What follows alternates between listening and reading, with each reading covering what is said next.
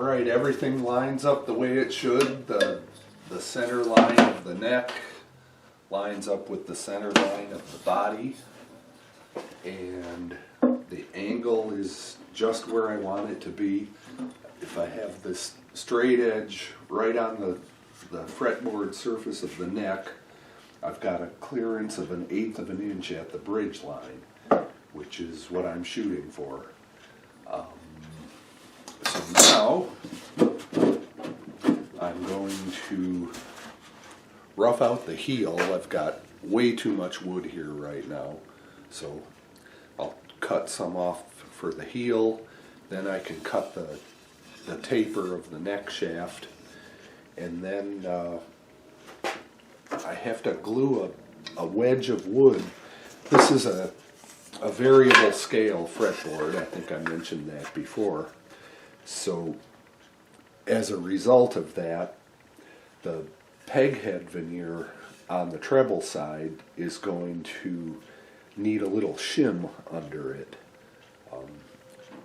So I'm going to just glue a piece of wood on there and wait for that to dry before I cut out the peghead shape.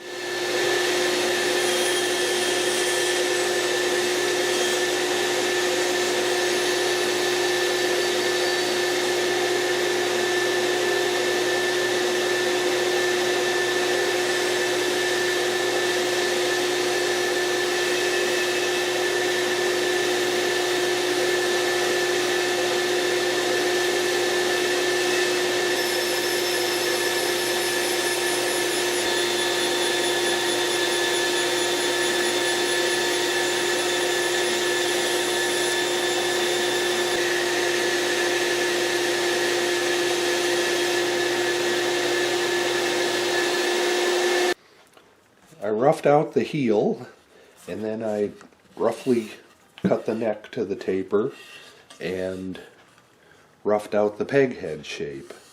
I don't know if it shows, but here's the extra piece of walnut that I glued on so that I could elevate this.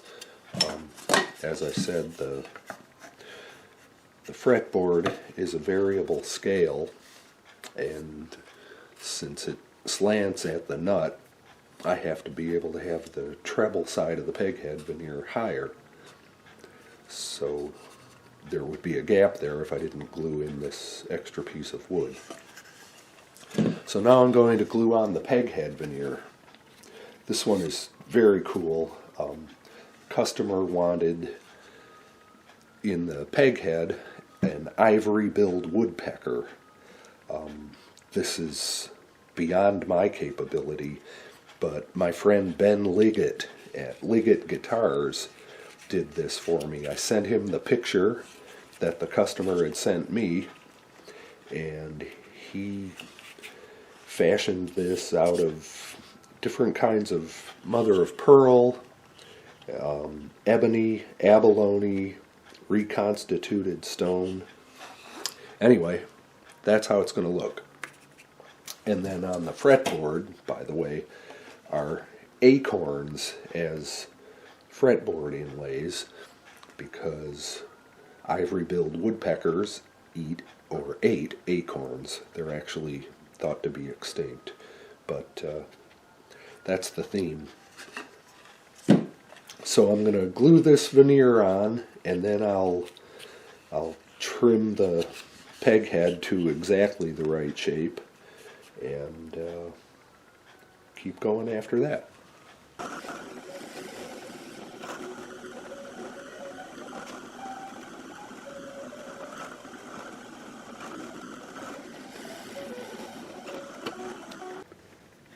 Here it is, glued on to the peghead. I've trimmed the edges of the peghead just shy of the walnut veneer.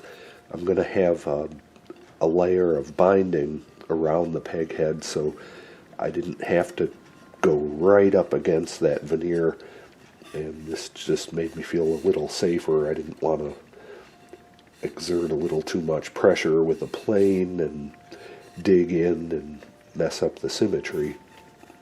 And clearly I've got the tuner holes drilled, So now I will put the tuners in just to make sure everything lines up right, and then I'll be ready to shape the heel.